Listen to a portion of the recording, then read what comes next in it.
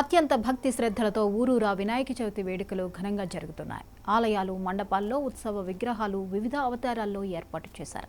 ఏలూరులో కుండీ సెంటర్లో భారీ మట్టి గణపతి విగ్రహం ఏర్పాటు చేశారు. 30 అడుగుల నిలువెత్తు మట్టి విగ్రహంతో శివ, విష్ణు రూప గణపతి ప్రతిమలను ఏర్పాటు చేసి పర్యావరణాన్ని కాపాడాలంటూ పిలుపునిస్తున్నారు. జిల్లాలో చవితి వేడుకలపై మరింత సమాచారాన్ని మా ప్రతినిధి దుర్గా ప్రసాద్ ఏలూరు నుండి అందిస్తారు.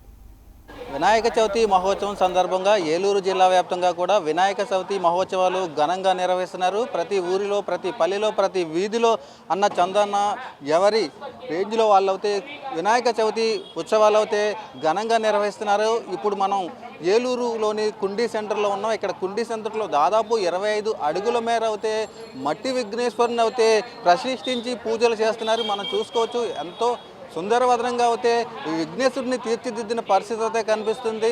మరోపక్క చూసుకుంటే మట్టితో అది సుందరవదనంగా తయారు చేశారు. మనం చూసుకోవచ్చు ఇప్పుడు పూజలు కూడా జరుగుతున్నాయి. ఎంతో భక్తి శ్రద్ధలతో అయితే పూజలు చేస్తున్నారు. ప్రస్తుతం ఏలాపూరి కమిటీ సభ్యులు అయితే ఇక్కడ ఉన్నారు. వారిని మాట్లాడించే ప్రయత్నం చేద్దాం.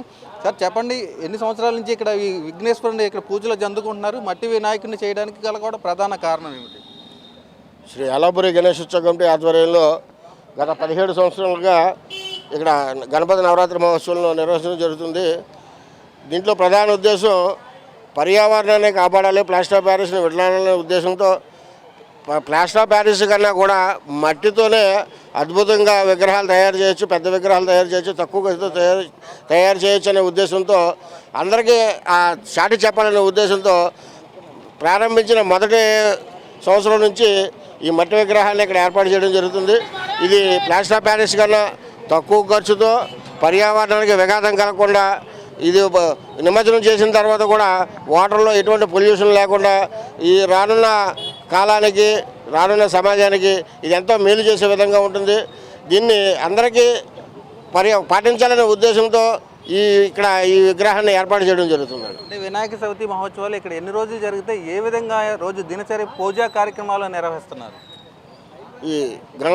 ఈ నవరాత్రి మహోత్సవంలో ఈరోజు మొదలుకొని 15వ తేదీ రాత్రి వరకు జరిగితే 16వ తారీఖున సామూహిక గణపతి నిమజ్జనోత్సవం జరుగుతుంది.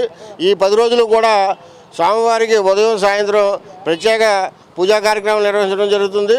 అలాగే రేపు శుక్రవారం స్వామివారికి గణపతి హోమం, లక్ష్మీ సిద్ధిబుద్ధి సమేత స్వామివారి కళ్యాణం కూడా నిర్వహించడం జరుగుతుంది.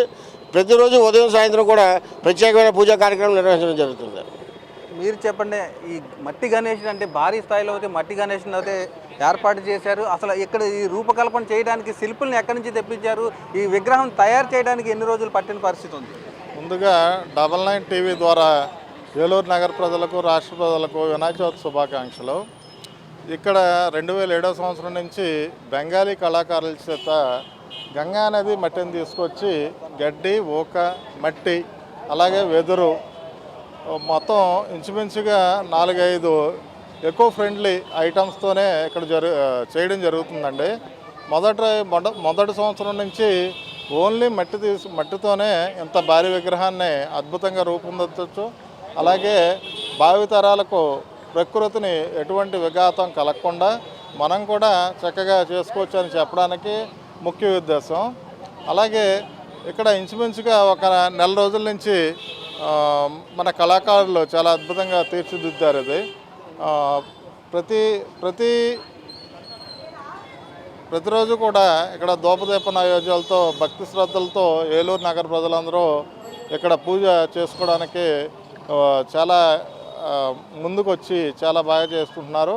అలాగే ఈ విగ్రహంతో పాటు ఇంకొక 50 విగ్రహాలు, మట్టి విగ్రహాలని ఎంతో అద్భుతంగా తీర్చిదిద్ది మన మిగతా ఉత్సవ కమిటీల వారు కూడా ఈ విగ్రహానికి స్ఫూర్తిగా తీసుకొని 50 విగ్రహాలని ఇంచుమించుగా ఏలూరు నగరం అంతా స్థాపించి చక్కగా పూజలు అవి చేస్తున్నారు. అంటే మీరు చెప్పండి, అంటే భారీ విగ్రహాన్ని అంటే ఇప్పుడు నిమజ్జన సమయంలో తరలించేందుకు ఎటువంటి ఇబ్బందులు ఎదుర్కోవాల్సి వస్తుంది? దీనికి ఏ విధంగా మీరు తరలించడానికి ఉంది?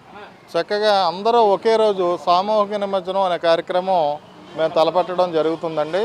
ఎందుకంటే ఏలూరు నగర ప్రజలందరూ ఒకే చోట చక్కగా ఉండి ఏలూరులో వివిధ భంగిమలతో ఉన్న వినాయకుడిని 50 సంవత్సరాలుగా 50 విగ్రహాలని చక్కగా ఎంతో అద్భుతంగా చూడడం, అలాగే ఎటువంటి విఘాతం లేకుండా చక్కగా ఒక క్రమ పద్ధతిలో ఎంతో భక్తి శ్రద్ధలతో గత 18 సంవత్సరాలుగా